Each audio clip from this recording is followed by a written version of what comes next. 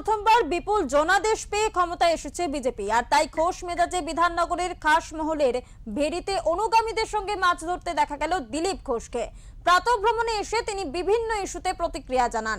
আরজি করের ঘটনা থেকে শুরু করে পুলিশের স্বাস্থ্য ব্যবস্থা এবং অন্যান্য বিষয় নিয়েও মন্তব্য করে একাধিক প্রশ্ন ও দাবি তোলেন দিলীপ ঘোষ। শুধু মাছ ধরাই নয়, মুড়ি দিয়ে খেলেন মাছ ভাজাও, পাশাপাশি গলা ভেজালেন ডাবের জলে। পঞ্চায়েত মন্ত্রীর দাবি, রাজ্যে পালা বদল হতেই দখলমুক্ত হয়েছে ভেড়ি।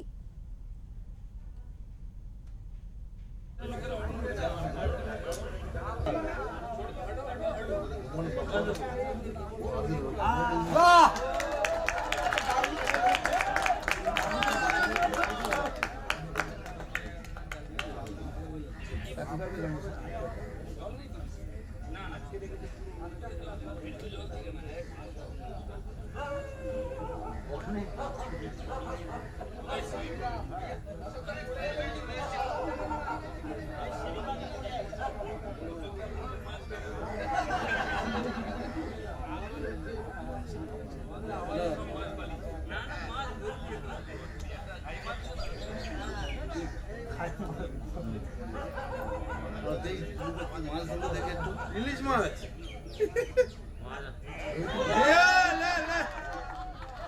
একটা লাগেন, ঠিক আছে? তেলাপিয়া মাছে ভাতে বাঙালি, দাদা, মাছে ভাতে বাঙালি, মাছে ভাতে বাঙালি।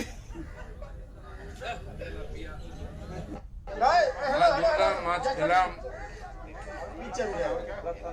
এই ভেড়ি সব আমাদের লোকের কাছ থেকে দখল করে নিল। তারা আবার পেয়েছে, চাষ করছেন, তাদের সঙ্গে দেখা করতে এসেছিলাম।